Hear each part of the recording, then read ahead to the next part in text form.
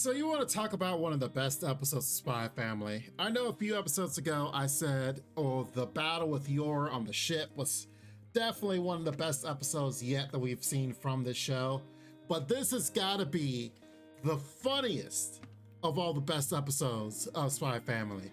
Like, if we had Yor and her battle was like action-packed and was really good because of the action and the spying and the bombs and all that stuff, this has got to be the other side of the coin that would be Spy Family, to where the whole at-home, domestic, and hilarious, funny moments that happen in this show, because it just all came together. The whole episode, I was smiling ear to ear because it was literally nothing but just hilarity from start to finish. Becky, of course, is in love with Loid, using her 6 to 7-year-old self, and for whatever reason, she's watching all these soap operas, love shows, and she thinks she can emulate what adults are doing in these shows and her own life and situations. Yeah, it doesn't happen like that. And honestly, just because she's rich, she needs some adult supervision, because I'm pretty sure what she's watching is probably not appropriate for her age. And it was actually crazy how Anya is her wingman, because Anya is like, of course, reading her thoughts and minds, and was, at first like, oh yeah, that's really weird. But then when Becky's listing all the pros of her being Anya's mother, Anya's like, wait, that actually wouldn't be that bad. The rich lifestyle. And of course, the biggest thing is she's thinking of the world-class chefs. Becky, of course, is envisioning the fact that if she was married to Loid, that they would have all the money and she would be able to use the world-class chefs in order to get the things they want. And of course, Anya's like, food? World-class food? Sign me up. And essentially starts to be the assistant to try to set things up for Becky, which of course just makes it even funnier. Yor, poor Yor. I will admit that when I first started watching the show, I was not necessarily that happy that they kind of classified her as kind of somewhat the dumb broad, but she's not as dumb as I believe is normally depicted in a lot of fiction. There's some things that go over her head, or she kind of has this weird remark about, but then it's like, okay, it's kind of brushed off.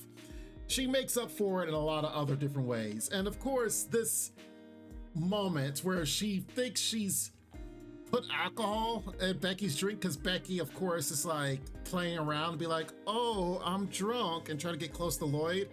Any normal person would be like, what do you know about being drunk? Being like 6 or 7. Nope, not Yor. Yor's like, oh my God, I actually gave her alcohol and making the tea. We gotta go to the hospital. And it, doubles the fact that, of course, Becky's rich. So if she actually is having an issue, that would be a bigger one. But no, Yor over here using her high class skills, running, throwing, all this stuff, gets hit by a car, no problem. It's perfectly fine. Dents said car, no problem. Literally throws Becky in the air and make sure she rolls in a certain way to catch Becky and keep running. Yor is something else. Not only that, literally uses this heavy hammer to show her strength. Does it one-handed, not even both hands, one-handed, destroys said machine in excess. Absolutely. I mean, this machine stood no chance, and everyone is just kind of looking at her like, what? Like, I think the best expression has got to be Loid's. Look at this face. Look at this face. Like, this is the face of a guy that's like, excuse me? Everyone there is dumbfounded at your strength. And of course, one of the best parts of this show is showing Yor absolutely pop off in anything she does. It doesn't matter if it's the smallest little bit of task. Yor brings comedy in her own special way and excitement. And it's like they all have special skills to help things out. And that's just one part of the show. I mean, we had Nightfall. Nightfall over here, of course, they kind of backtracked and showed what Nightfall was doing when Loid and them were on the vacation on the boat.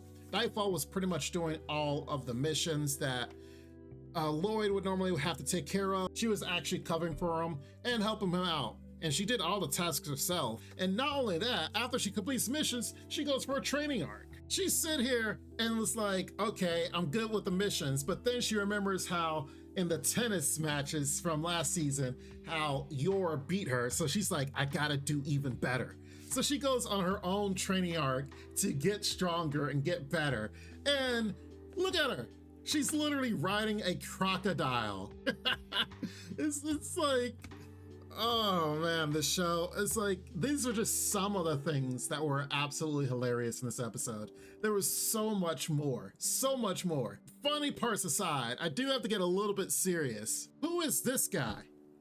It looks like this guy is watching both Nightfall and Loid and trying to, I guess, ascertain whether or not the spies are watching them, but he just comes out the blue at the start of the episode and is watching them. Now, this is before they go on the vacation, and it shows them in this segment, like literally hiding, watching everything. Now, I don't know if he's tied to the next week's episode. I don't know if he's tied to the new movie that's coming out. But one of the first things is like, wait, who are you? And why are you watching them like this?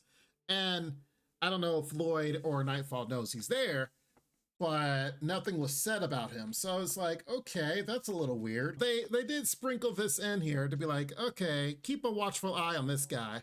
And I definitely will be. But besides this moment, the whole episode was hilarious and one of the funniest episodes ever made. And not only Spy Family, but probably in anime itself, because it was funny from beginning to end. There barely were any moments that it wasn't like something that you could laugh at, crack up at. So if you are in a bad mood, watch this episode and there's no way that you don't feel better about yourself afterwards. But that's going to be it as far as for the analysis, because Lord knows we're nearing the end of this season and it pains me to go through that, but it's actually a very good season thus far, and I'm looking forward to the future of the show. But to have an episode like this, oh man, this is what makes Spy Family such a peak anime and so good, because it's ones like this that are just top notch. Anyway, I hope you guys enjoyed the analysis. Please make sure you like the video. Make sure you're subscribed for more, because we'll definitely discuss this and several others here on the channel. You guys have yourself a great day, great night, wherever you are in the world. Please be safe and take care, and bye-bye for now. Make sure to check out the extra content on our Patreon page, and thanks to our current patrons. This ain't what you want, bitch, I'm a fucking phenomenon.